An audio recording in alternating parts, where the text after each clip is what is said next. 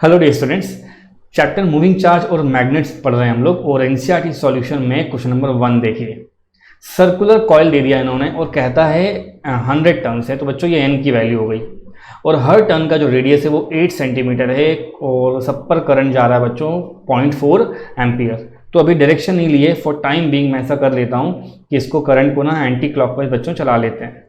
So what you going to do, आप Maxwell का right hand rule लेके right hand thumb rule पढ़ के ये चारों फिंगर ऐसे करके रोटेट कर लेना बच्चों। जो थंब की डायरेक्शन होगी ना वो आपकी मैग्नेटिक फील्ड बता रही होगी। सो यू कैन से दैट जब इसको ऐसा रोटेट करोगे ना बच्चों आप लोग, तो यहाँ से फील्ड बाहर की तरफ आ रही होंगी। So you can write the magnetic field is out to the paper, है ना, पेपर से बाहर जा रही है। वट इज द मैग्नीट्यूड, हालांकि इसे पूछा गया आप सबको से magnitude of the field at the centre. तो बच्चों इसके दो फॉर्मूले होते हैं। सो एक फॉर्मूला ये हो गया मैग्नेटिक फील्ड का, इसको बोलते हैं बच्चों अपन लोग mu not I divide by 2 into radius. और कहीं कहीं पे आपने इस तरह भी पढ़ के रखा होगा कि उसको अच्छा दिखने के लिए म्यू नॉट बाय 4 पाई लिखते हैं, आई बाय आर लिखते हैं। और क्योंकि सर्कल का जो एंगल होता है वो 2 पाई का होता है, तो यहाँ बच्चों 2 पाई कर देते हैं। दोनों में बात बिल्कुल एक ही है, मैं इससे सॉल्व करके दे रहा हूँ। बट अगर मैं आपसे पूछूं इस क्वेश्चन को ध्यान दोगे तो टोटल फील्ड कितनी आएगी, तो आपको ये कहना पड़ेगा सर यहाँ पर 100 टर्न्स हैं। सो you can right it should be n times of the above value.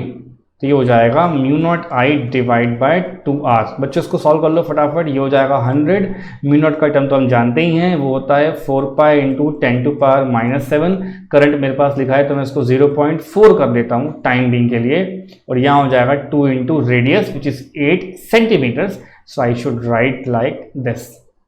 Is that clear? अब बच्चों इसको यहाँ से अगर हटाते हो ना तो आप या तो नीचे 10 लिख सकते हो या ऊपर ही बच्चों 10 टू पावर -1 कर दिया करो। जनरली ऐसा किया करो आप लोग, ठीक है। अब ध्यान देना मैं क्या करने जा रहा हूँ बच्चों। ये जो टर्म दिख रही है ना ये -2 का है, ये ऊपर जाके +2 बनाएगा। और ऑलरेडी वहाँ पर कितने हैं, +2 तो 4 हो गए मेरे पास प्लस में, और 7 और 1 कितने मिलकर आ जाएंगे, 8 हो जाएंगे। तो अल्टीमेटली मुझे ऐसा दिख रहा है ये 10 टू पावर -8 प्लस और 4। और ये 4 4 जा 16 होता है और 8 2 जा 16 भी होता है, तो हटा दो इनको सीधा सीधा। तो आंसर आ गया बच्चों आपका पाई इंटू दिस वैल्यू।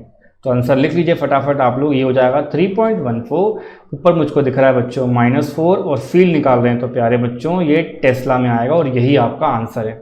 अगर पेपर में कहता है what is the direction, so you can say that according to the right hand Maxwell के रूल से ये जो थंब आ रही है वो हमारे किसका डायरेक्शन होता है, मैग्नेटिक फील्ड का। तो मैं लिख देता हूँ वो चीज़ भी, एक सेंटेंस की बात है।